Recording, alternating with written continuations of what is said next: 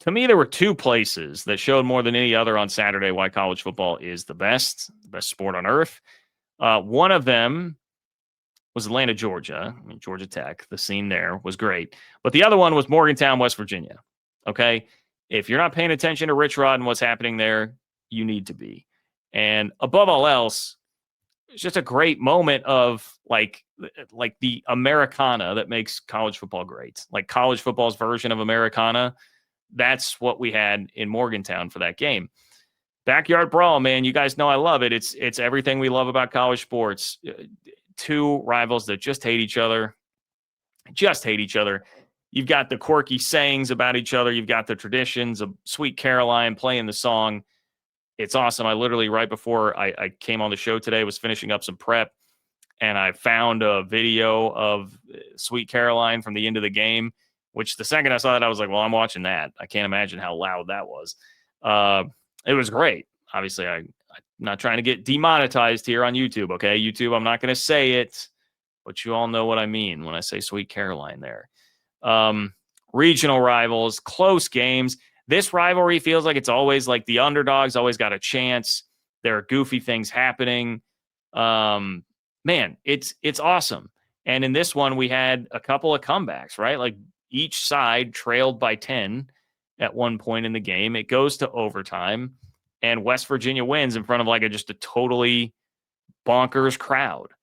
And look, takeaways on West Virginia, they've got Rich Rod toughness in them, it would appear. And that, like, toughness and resiliency, just these hallmarks of things that I never really felt about Neil Brown's teams and Neil Brown's program at West Virginia. You know, they always just felt more flimsy, hollow, boring, frankly. You know, I mean, Zac Alley's defense is enough to be excited about, for one thing. And maybe that's a piece of why it just feels to me like, oh, man, well, that's like a really tough, resilient team because they've got a defense that can play, man. They got a defense that can play. Zac Alley is earning that 7-figure salary for sure with what he's doing there. And kept him in the game throughout. Obviously, Pitt gets back into it in the second half, but West Virginia's offense was stalling out a little bit there and didn't do as much in the first half as certainly they could have to help support that defense. But the defense held up very, very nicely. And, you know, when you combine how solid the defense is with, like, Nico coming back in the game and winning it at the end after floundering around in the first half. Now, I still would not have taken him out if I were Rich Rod. And, I mean, I think eventually was proven right. I don't know. You got one touchdown drive, 2 picks, and maybe a revitalized, more motivated Nico by the time he came back in the game. We could debate that. But the fact that he was able to rebound from getting, I mean, basically benched. I know they've kind of been shuffling quarterbacks in and out already, but you're more or less getting benched in the rivalry game. And then you go from controlling. I mean, West Virginia really did kind of control that for like 2.5 quarters, then completely lost control. And then you come back cool, calm, and collected and deliver the win in overtime. I mean, that drive to get it to overtime, like ballsy from Nico and company. I think West Virginia has found its quarterback. I would think it has to be Nico now. West Virginia looks like they've found a pretty good running back in Ty Edwards when you're still mourning the loss of Jaheim White, which sucks and it's terrible.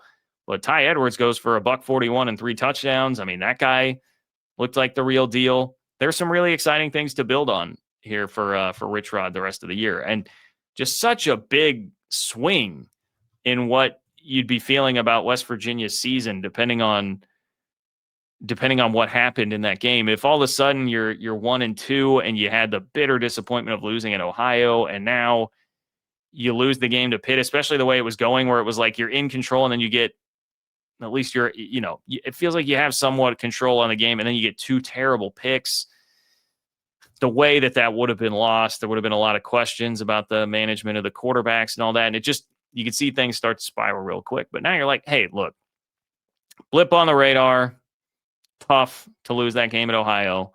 That's not fun. Nobody likes it.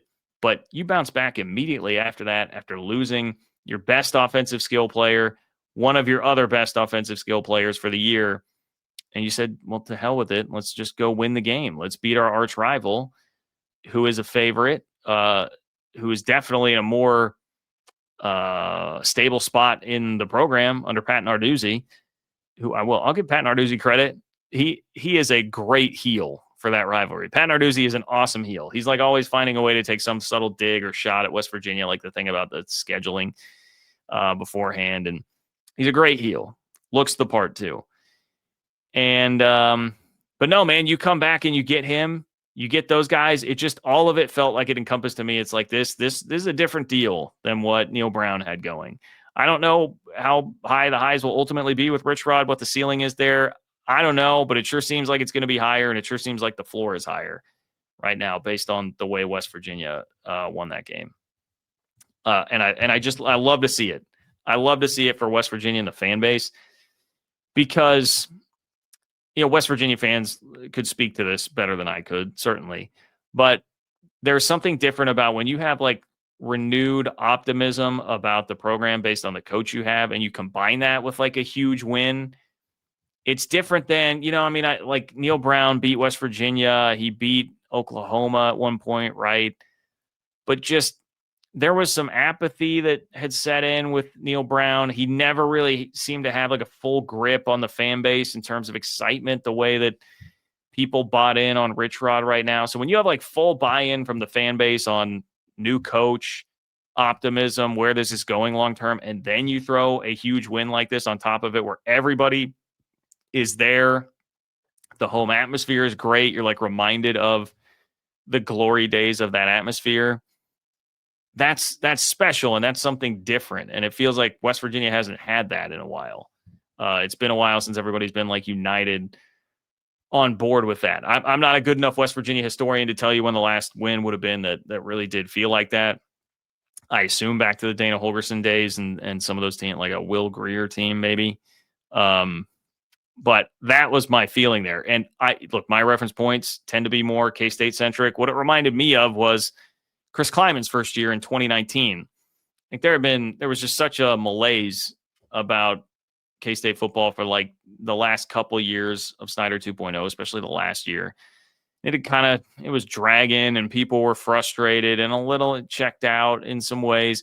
Chris Kleiman comes in, and everybody's like, okay, like I can buy into this. This seems good. Things are trending in the right direction. Mississippi State was one game that was kind of like that early in the year. They won at Mississippi State, but when they beat Oklahoma later that year, you're like, oh, we might win 9 games this first year. And we just beat Lincoln Riley and top 5 Oklahoma on national TV here. This feels good. Like, this feels great. We're all in full throat support and buying in and embracing this. Those wins are fun. Those wins are really fun. And West Virginia deserves that. Like, after going through kind of a milquetoast era with Neil Brown, who seems like a really nice guy. I don't say that to try and run him into the ground too much, but I do think it was sort of the reality of what that program was. West Virginia's got more life. There is more juice in Morgantown, and I'm happy for you guys. I have seen that atmosphere when it's totally rocking, at least for the beginning of the game. I'm sorry, West Virginia fans. This is my reference point of it being a great atmosphere. But I was there in 2012 for the K-State game, okay, which was a huge game at the time. And at the beginning of that game, man, it was loud. That was an electric atmosphere. It changed rather quickly because of how the game went, but that was an electric atmosphere. And so I know how good that can be. And that can be a consistently really good environment. Rich Rod's going to keep doing stuff like this.